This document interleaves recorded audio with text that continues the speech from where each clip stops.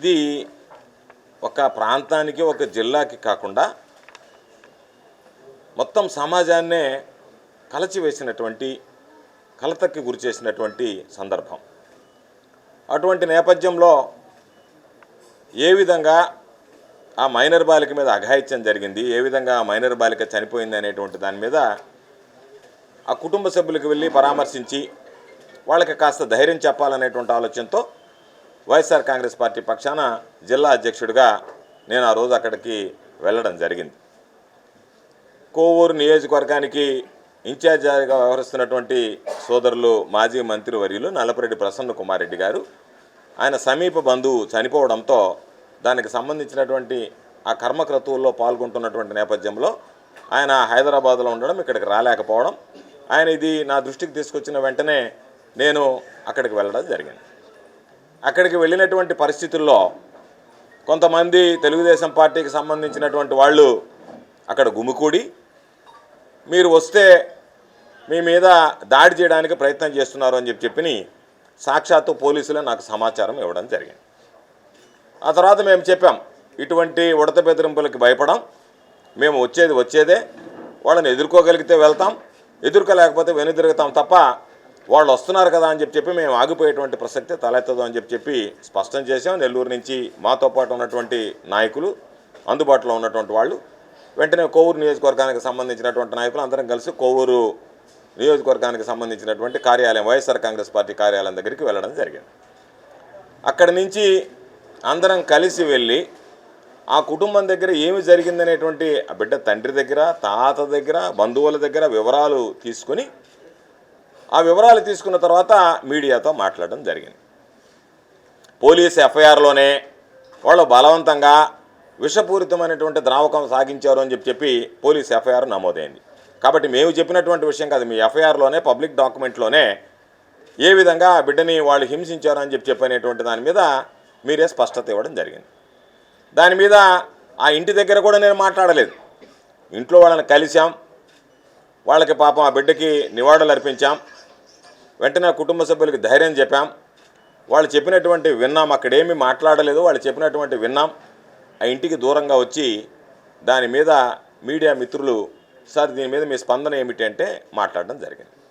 ఏమి మాట్లాడాము అంటే దాని మీద బిడ్డ నాకు పోక్సో యాక్ట్ తెలుసు, దాని మీద నాకు అవగాహన ఉంది కాబట్టి బిడ్డ పేరు కానీ దానికి సంబంధించినటువంటి వాళ్ళ తల్లిదండ్రుల వివరాలు కానీ ఏమి జరిగిందనేటువంటి దాని మీద కానీ ఎక్కడా చెప్పకుండా అఘాయిత్యానికి కొంతమంది పాల్పడ్డారు మైనర్లు గంజాయి మత్తులో. కాబట్టి ఆ గంజాయి మత్తులో పాల్పడినటువంటి వాళ్ళ మీద మీరు కఠినమైనటువంటి చర్యలు తీసుకోండి. ఈరోజు నేను 2 విషయాలు మరలా కూడా ఈరోజు మాట్లాడుతున్నా.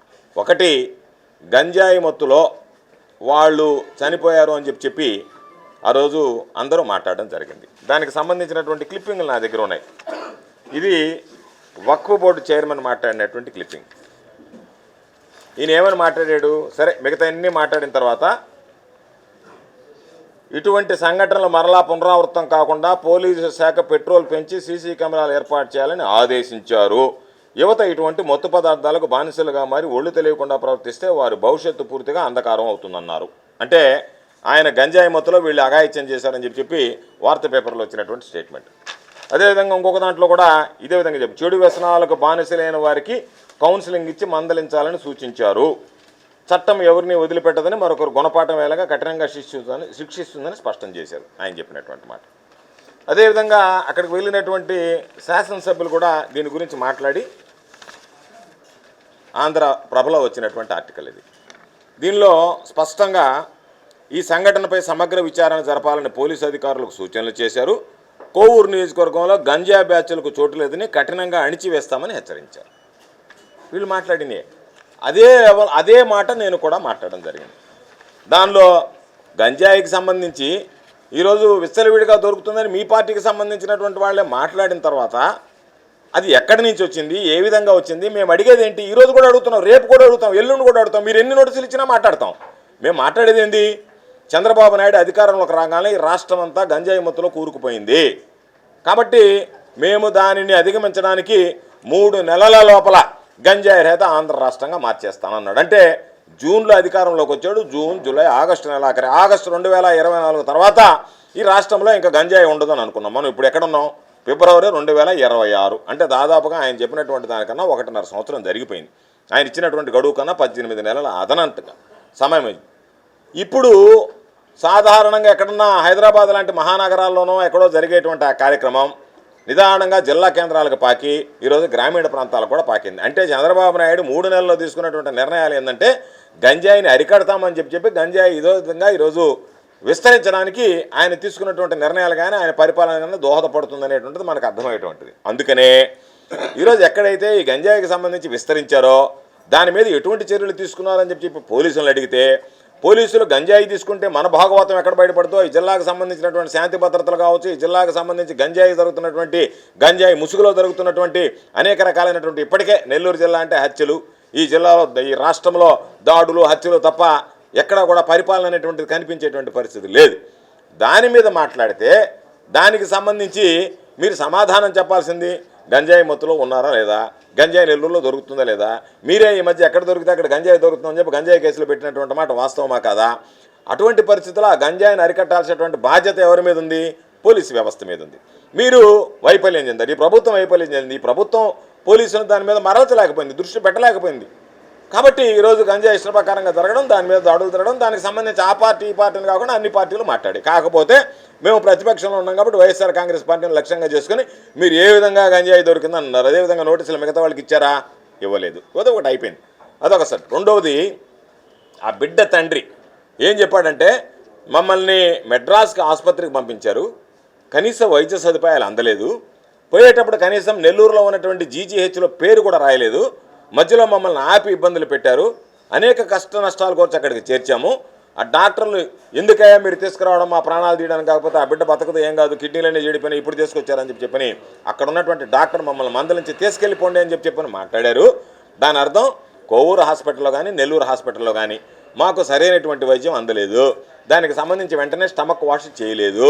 కాబట్టి అధికారుల నిర్లక్ష్యం, ఆసుపత్రిలో ఉన్నటువంటి వైద్యుల నిర్లక్ష్యం వల్ల మా బిడ్డ చనిపోయింది అని ఆ బిడ్డ తండ్రి మాట్లాడాడు. ఆ వీడియో కూడా చూపించాం.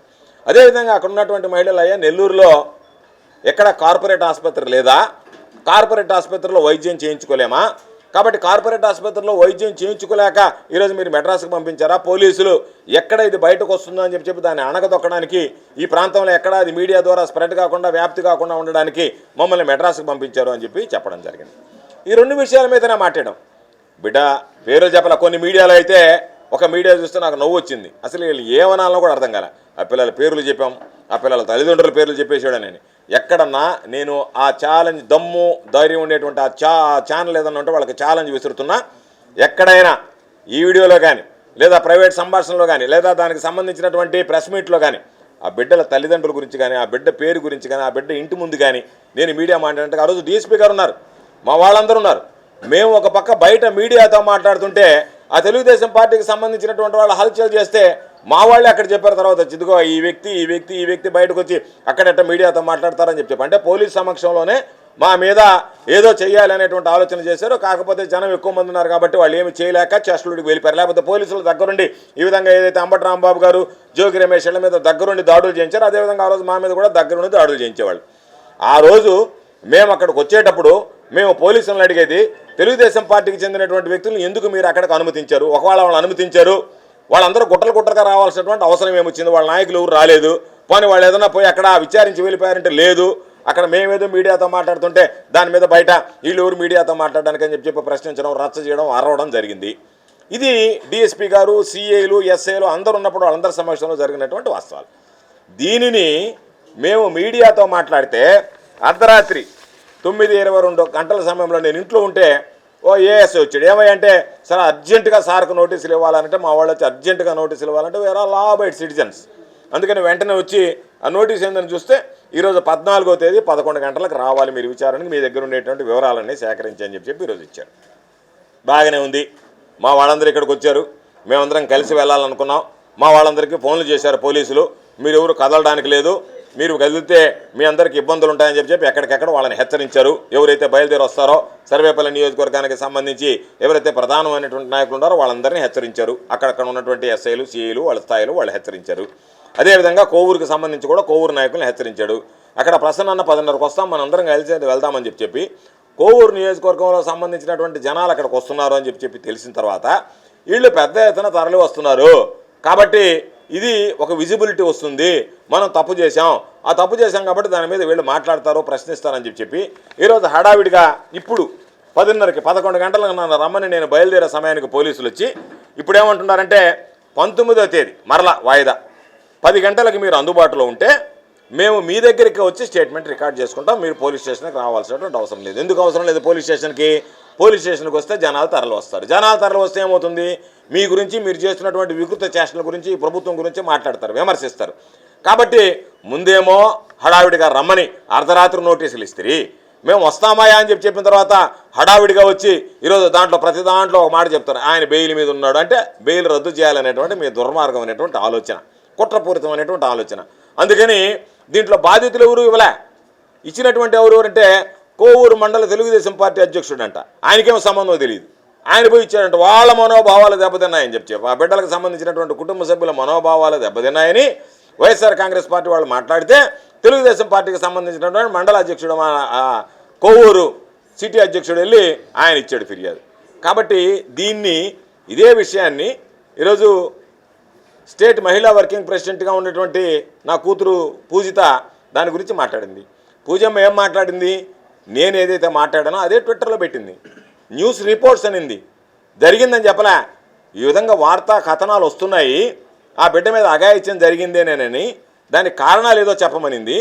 దానితో పాటు మరలా ఇంకొక మాట ఏం చెప్పిందంటే సరైనటువంటి వైద్యం అందించుంటే ఆ బిడ్డ బ్రతికుండేదేమో. అదే విషయం మీ ప్రెస్ మీట్లో మాట్లాడింది. నెల్లూరులో విలేకరుల సమావేశం పెట్టి జోనల్ అధ్యక్షురాలుగా ఉన్నటువంటి మైలు గౌరి గారు, అదేవిధంగా మరొక సోదరి జిల్లా మహిళా అధ్యక్షురాలుగా ఉన్నటువంటి సునందమ్మ అందరితో కలిసి ఉన్నటువంటి జడ్పీటీసీలు మండల పరిషత్ అధ్యక్షులు అందరితో కలిపి ప్రెస్ మీట్లో మాట్లాడింది.